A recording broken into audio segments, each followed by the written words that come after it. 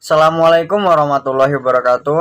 Perkenalkan sebelumnya nama saya Gilang Gugum Gumilang, program studi Teknik Informatika, Fakultas Ilmu Komputer, semester 4. Baik, saya di sini akan sedikit menjelaskan tentang makalah yang saya buat tempo hari dengan judul uh, komputer dan teknologi transportasi, database manajemen smart car, dan sistem informasi geografi penanganan bencana. Baik, di sini makalah yang saya buat ini saya susun sebagai bukti telah melaksanakan tugas mata kuliah komputer dan masyarakat dengan dosen pengampu yaitu Bu Wulan Andang Purnomo, SPD MKOM. Baik, di sini langsung saja. Yang pertama yang akan kita bahas yaitu komputer di bidang transportasi. Baik, sebelumnya teman-teman, tempo hari tugas saya adalah membuat bidang komputer di bidang pendidikan dan kesehatan. Tidak beda jauh dengan bidang tersebut. Bidang komputer dan transportasi ini tentu sangat penting dalam kehidupan sehari-hari kita. Sudah tidak asing lagi tentunya, apalagi di kota-kota besar seperti Jakarta, Medan, ataupun daerah-daerah lain yang sudah maju di Indonesia. Tentu di bidang transportasi itu sangat penting. Jadi komputer itu sangat berperan sekali di bidang transportasi. Contohnya saja di bidang transportasi ini bisa misalnya transportasi darat itu di MRT contohnya, atau di bus-bus Transjakarta sekarang komputer itu sangat diperlukan seperti GPS, alat-alat untuk pesan-pesan tiket ataupun lain-lainnya, sehingga sangat bermanfaat sekali. Ataupun di bidang lalu lintas kereta itu menggunakan sistem komputer untuk menentukan jalur yang harus dilalui juga. Jadi di bidang transportasi ini sangatlah berperan sangat penting sekali untuk bagian jalur transportasi kereta api khususnya, yaitu untuk menentukan jalur-jalur sehingga tidak perlu lagi secara manual. Jadi sekarang sudah dikendalikan oleh komputer. Selanjutnya itu adalah traffic light. Itu menggunakan sistem komputer untuk membantu mengatur lalu lintas di jalan raya juga. Jadi komputer ini juga sangat bermanfaat dalam mengatur lalu lintas, yang salah satunya itu adalah traffic light. Selanjutnya adalah kapal. Kapal itu mesinnya itu dikendalikan oleh komputer juga. Selanjutnya itu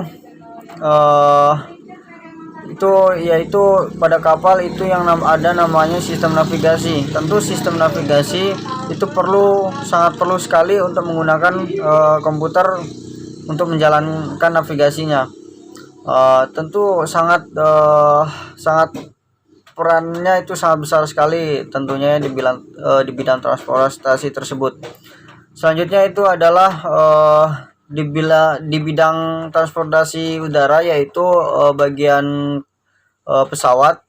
Tentu ruang pilot itu sudah dikendalikan oleh komputer, apalagi sistem navigasinya, sistem jalurnya itu tentu sudah dikendalikan, itu salah satunya dikendalikan oleh ITC. Jadi menggunakan satelit, tentu menggunakan komputer juga. Jadi sangat berperan sekali dalam bidang komputer ini, di bidang transportasi yang menggunakan komputer. Tidak hanya itu, astronot juga menggunakan sistem komputer sebagai pengendalinya. Baik, salah satu penerapan teknologi di komputer transportasi tadi yaitu adalah ITC, yaitu Intelligent Transport System. Jadi ITC ini adalah penerapan teknologi baju untuk membuat prasarana dan sarana transportasi lebih informatif, lancar, aman, dan nyaman sekaligus ramah lingkungan. Jadi sistem ini bertujuan untuk membuat sistem transportasi yang mempunyai kecerdasan sehingga dapat membantu pengguna transportasi dan memudahkan untuk memperoleh informasi, transaksi, mengurangi antrean, juga meningkatkan keamanan dan kenyamanan tentunya. Jadi tujuan ITS ini ya, yaitu meningkatkan semua produktivitas sistem pengguna transportasi. Selanjutnya, meningkatkan keselamatan transportasi, meningkatkan efisiensi sistem dalam transportasi. Selanjutnya ada meningkatkan mobilitas dan aksesibilitas transportasi, dan juga meningkatkan antar roda koneksi transportasi. Jadi keuntungan-keuntungan dalam ITS ini apa saja? Yang pertama itu meningkatkan keamanan. Selanjutnya meningkatkan performa operasional, meningkatkan mobilitas dan kenyamanan, memberikan environmental benefit, dan meningkatkan produktivitas, pertumbuhan ekonomi, dan pertumbuhan karyawan. Jadi keuntungan dari ITS ini sangat banyak sekali tentunya, apalagi di negara berkembang seperti Indonesia yang kita cintai ini. Tentu banyak sekali kegunaan ITS dalam bidang khususnya bidang transportasi. Selanjutnya ada lembaga juga yang digunakan oleh mitra Polri atau sebagai sektor dalam lalu lintas, yaitu yang ada namanya NTMC, yaitu National Traffic Management Center. Jadi TMC ini merupakan lembaga kerja yang dikembangkan oleh Direktorat Lalu Lintas Polda Metro Jaya sebagai sebuah sarana pertanggungjawaban terhadap masyarakat guna menciptakan keamanan, keselamatan, ketertiban, dan kelancaran lalu lintas. Jadi dalam bidang kepolisian sendiri itu sudah ada yang namanya TMC, tentunya juga menggunakan sistem komputer dalam menjalankan proses yang dilakukan lalu lintas khususnya di Indonesia ini. Jadi polisi sendiri atau mitra kepolisian sudah menggunakan sistem komputer untuk mengatur lalu lintasnya. Baik, selanjutnya itu judul makalah atau tema kedua, yaitu IT Based Management Transportasi. Di sini lebih difokuskan ke smart care. Jadi smart care sendiri yaitu konsepnya itu smart care itu adalah kepanjangan dari Smart Mercedes Art. Jadi dirancang sebagai solusi ekonomis untuk efisiensi bahan bakar dan polusi, dan memberikan resolusi praktis untuk masalah parkir. Smart car dengan model mobil 2 penumpang memiliki panjang sekitar 8 sampai 9 kaki, tinggi 5 kaki dan lebar 5 kaki. Smart car itu dirancang untuk memarkir tegak lurus di tempat parkir paralel. Jarak tempuh gas juga tergantung pada gaya dan mesin mobil tenaga kuda. Jadi tubuh plastik smart car juga dibuat untuk dapat didaur ulang. Jadi itu sangat efisiensi sekali dalam bidang transportasi umum tentunya ya. Jadi ada beberapa teknologi yang ada pada smart car ini. Yang pertama yaitu dapat berbicara. Fitur yang tersedia pada smart car yang dikeluarkan oleh Google, mobil pintar tersebut dapat berkomunikasi dengan para pejalan kaki yang ada di sekitarnya, desain untuk merasakan kehadiran orang yang ada di sekitarnya. Jadi bisa mendeteksi orang-orang yang ada di sekitarnya tentunya. Dan terdapat pula fitur emergency brake yang akan membuat mobil berhenti mendadak jika terjadi sesuatu yang melampaui batas. Jadi contohnya jarak sekian meter sudah ada ancang-ancang mobil untuk berhenti. Jadi ketika mobil akan tabrakan atau ada ingin menabrak orang atau segala macam, jadi sudah ada sensor yang akan membuat pengereman sendiri otomatis tentunya ya. Seperti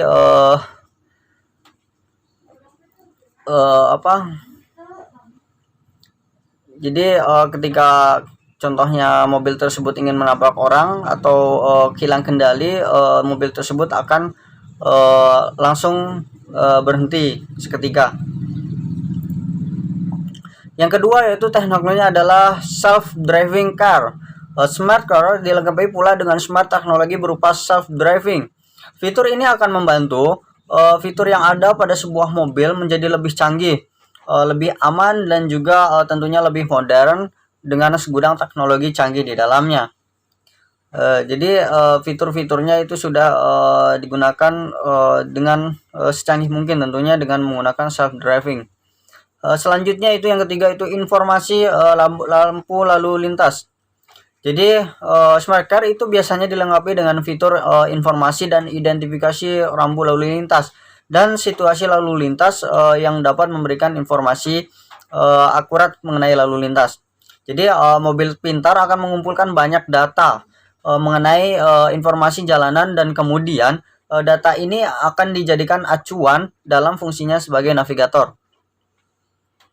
Selanjutnya itu ada mencari dan mendapatkan lokasi parkir secara otomatis. Jadi dalam smart car ini kita sebagai pengemudi tidak perlu repot-repot untuk mencari parkir, karena di dalam teknologi smart car ini kita bisa dapat menemukan lokasi parkir yang terdekat di sekitar kita tentunya.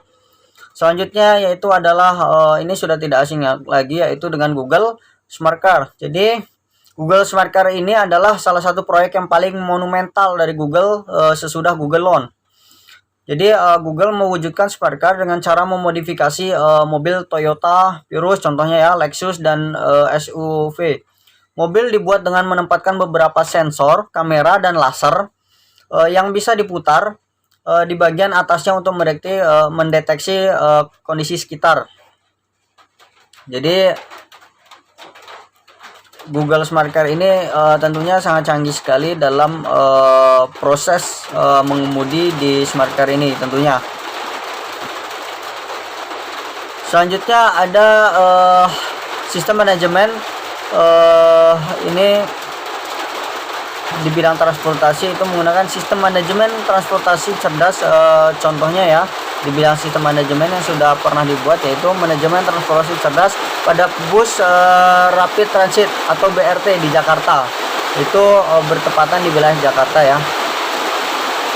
Jadi karena Jakarta itu salah satu satu kota yang sangat padat penduduknya, tentu banyak sekali moda-moda transportasi umum yang berguna untuk membantu mengurangi kemacetan tentunya. Jadi pengguna transportasi ini mengetahui informasi tentang lokasi kendaraan, pemberhentian, dan biaya keberangkatan. Selanjutnya dalam BRT ini juga menggunakan ITS tadi ya, yaitu Intelligent Informasi System juga. Jadi elemen smart logistik Transjakarta terhubung dalam satu sistem kontrol intelligent transport system atau smart city namanya. Yang pertama itu manajemen aplikasi. Itu bidang manajemennya ya yang digunakan dalam BRT di wilayah Jakarta. Yang pertama itu manajemen aplikasi. Jadi manajemen aplikasi ini menjalankan sistem transportasi Jakarta. Jadi dibutuhkan manajemen aplikasinya. Jadi manajemen aplikasi ini sebagai bagian terpenting dalam intelligent transport system, sehingga diperlukan manajemen aplikasi yang baik untuk mendukung sumber daya manusia, khususnya di kota yang sudah besar dan maju, kota metropolitan yaitu Jakarta. Tentu sangat membutuhkan sekali manajemen aplikasinya.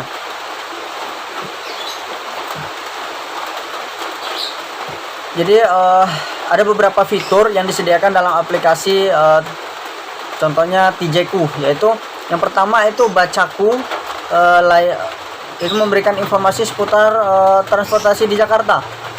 Selanjutnya itu layanan TJku berisi informasi tentang jenis layanan transportasi, informasi tiket, dan infrastruktur. Jadi sudah lengkap sekali ya.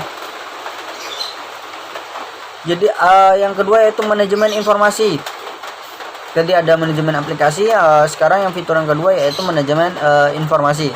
Jadi manajemen informasi ini yang dilakukan oleh Transjakarta melalui beberapa portal informasi yang saling terkoneksi. Jadi Transjakarta dikelola dengan teknologi yang baik, sehingga masyarakat dapat menerima informasi dari beberapa sumber. Oke, selanjutnya yaitu ada integrasi transportasi. Jadi sebagai transportasi yang terintegrasi, Transjakarta itu didesain untuk menghubungkan satu titik dengan titik yang lain, sehingga pengguna dapat meminimalisir waktu terintegrasi dengan MRT dan LRT. Jadi ruang Transjakarta semakin diperluas dan memberikan larangan bagi transportasi pribadi untuk melewati. Jadi kebijakan pemerintahan Jakarta itu ada yang namanya jalur khusus, tentunya untuk jalur transportasi umum untuk Transjakarta yang namanya ya. Selanjutnya judul yang atau subtema kita yang ketiga yang akan kita bahas yaitu sistem informasi geografis penanganan bencana. Dari yang pertama tadi komputer dan transportasi, yang kedua yaitu IT manajemen smart care, yang sekarang yang terakhir yaitu sistem informasi geografis penanganan bencana. Jadi tentu sebelum kita memasuki tentang penanganannya, kita perlu tahu dulu yang namanya apa itu sistem informasi geografis atau yang kita singkat dengan SIG. Jadi sistem informasi geografis berasal dari gabungan tiga kata, itu sistem, informasi, dan geografis. Dari ketiganya dapat dipahami bahwa sistem informasi geografis adalah pengguna sistem yang khusus untuk mengolah database yang berisi data referensi geografis dan memiliki informasi spesial. Adapun komponen-komponen yang ada pada sistem informasi geografis, yang pertama itu perangkat keras. Sama dengan komputer, itu ada perangkat kerasnya, ada perangkat lunak dan penggunanya. Jadi software, firmware, hardware. Oke, selanjutnya ada tahapan-tahapan kerja yang ada dalam sistem informasi geografis ini. Yang pertama yaitu ada tahap masukan atau input.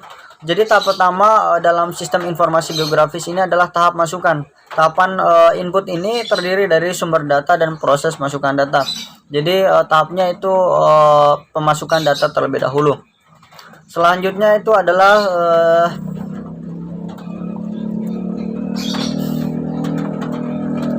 proses pemasukan data. Jadi setelah data yang dibutuhkan terkumpul, langsung saja dimasukkan ke dalam aplikasi sistem informasi geografis. Jadi ada dua jenis data yang bisa diinput dalam sistem informasi geografis. Yang pertama itu adalah data spasial. Data spasial ini yaitu data atau informasi yang memiliki referensi atau koordinat geografis. Jadi ada dua cara memasukkan data spesial ini, yaitu dengan cara digitasi dan penyaman atau scanning. Baik, selanjutnya itu adalah data atribut. Data atribut adalah data yang memberikan penjelasan mengenai setiap objek, jadi fenomena dan informasi yang ada di permukaan bumi. Data atribut suatu objek dapat berupa data kualitatif dan data kuantitatif. Selanjutnya adalah terakhir adalah ini ketiga, yaitu tahap pengelolaan. Jadi setelah kita mengumpulkan data-data dan data tersebut sudah kita input, jadi barulah kita memulai tahap pengolahan data. Jadi tahap pengolahan data ini meliputi manipulasi dan analisis data, seperti membuat database baru, menghapus database, atau mengedit data dan menyisipkan dan data ke dalam tabel. Selanjutnya itu adalah tahap keluaran atau output. Jadi kalau peta rupa bumi sudah selesai, maka kita bisa langsung menyajikannya.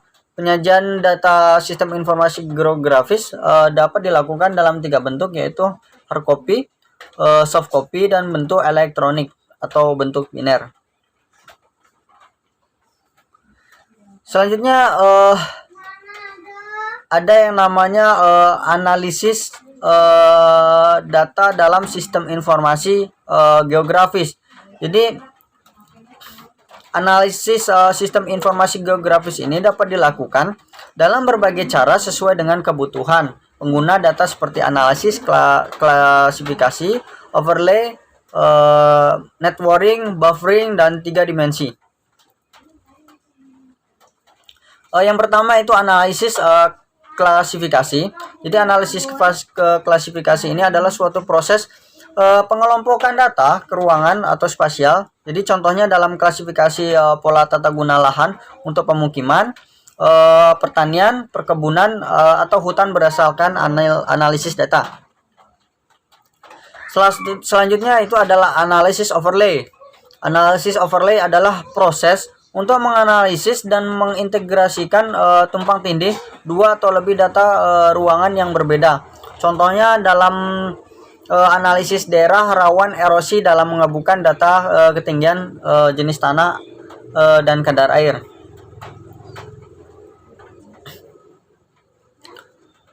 Yang ketiga adalah analisis networking. Jadi analisis ini bertitik tolak pada jaringan yang terdiri dari garis-garis dan titik-titik yang saling terhubung. Jadi analisis networking seringkali dipakai dalam sistem jaringan telepon, kabel listrik, pipa minyak atau gas, maupun pipa air minum atau saluran pembuangan. Selanjutnya analisis buffering. Jadi analisis ini menghasilkan penyangga berbentuk lingkaran atau poligon yang meliputi suatu objek sebagai pusatnya. Selanjutnya ada analisis 3 dimensi. Analisis ini digunakan untuk mempermudah pemahaman karena data divisualisasikan dalam bentuk 3 dimensi. Penerapannya bisa digunakan untuk menggunakan daerah yang menganalisis ya. Digunakan untuk menganalisis data yang rawan terkena bencana. Jadi dapat dilihat dengan yang sudah dibuat analisis 3 dimensi tersebut. Selanjutnya dalam sistem informasi geografis ini ada fungsi-fungsi tentunya yang dapat membantu dalam prosesnya. Yang pertama yaitu sistem informasi untuk inventarisasi sumber daya alam atau SDA. Selanjutnya ada sistem informasi untuk perencanaan pembangunan. Jadi berguna juga untuk perencanaan pembangunan. Untuk perencanaan ruang. Jadi sangat berguna juga untuk perencanaan ruang. Jadi untuk mengetahui persebaran penduduknya berapa gitu. Selanjutnya itu untuk perencanaan transportasi. Jadi dalam sistem informasi geografis ini juga berguna dalam mitigasi atau untuk penanganan transportasi.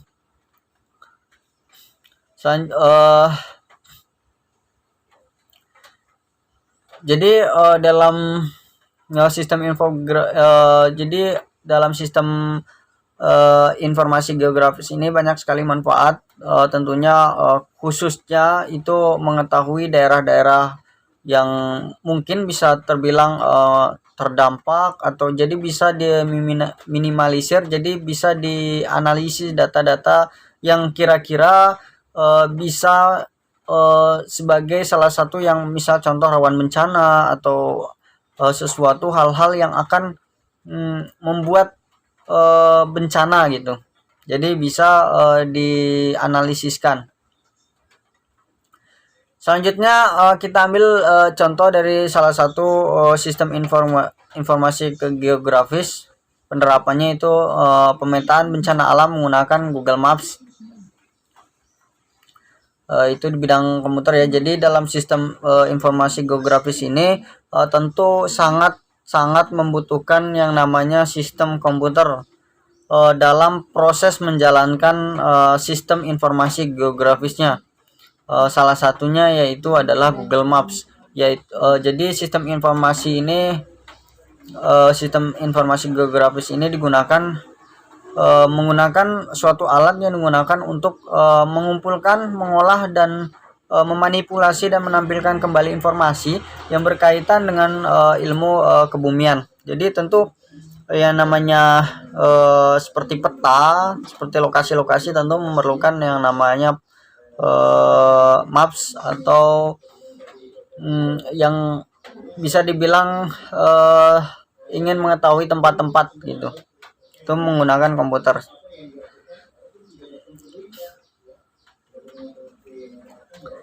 Baik, hanya segitu mungkin yang saya bisa jabarkan mengenai yang pertama tadi tentang komputer dan transportasi. Jadi komputer ini sangat berperan sekali dalam bidang transportasi. Contohnya saja di Jakarta itu Transjakarta. Selanjutnya tadi ada IT based management atau di smartcard-nya tentu itu sangat berguna sekali dalam prosesnya itu menggunakan komputer. Jadi sangat-sangat berdampak sekali. Terutama dalam yang ketiga tadi sistem informasi geografis penanganan bencana. Jadi dalam proses penanganan bencana ini tentu butuh yang namanya analisis atau informasi-informasi mengenai suatu tempat atau daerah tertentu. Jadi bisa didata mana-mana saja daerah yang akan terdampak bencana, jadi bisa diminimalisir kejadian-kejadian yang tidak kita inginkan. Dalam prosesnya tersebut tentu membutuhkan yang namanya sistem komputer, terutama itu pada tata letaknya, peta atau dan sebagainya, sehingga dapat mempermudah dalam proses analisisnya. Baik, mungkin hanya sekian yang bisa saya jabarkan tentang makalah yang saya buat ini. Tentu mudah-mudahan bermanfaat bagi kita semua, dan masih banyak informasi-informasi lagi tentang komputer dalam bidang transportasi ataupun dalam smart car, IT based manajemennya, atau dengan sistem informasi geografis. Itu masih banyak lagi informasi-informasi yang perlu lagi digali untuk kita semua.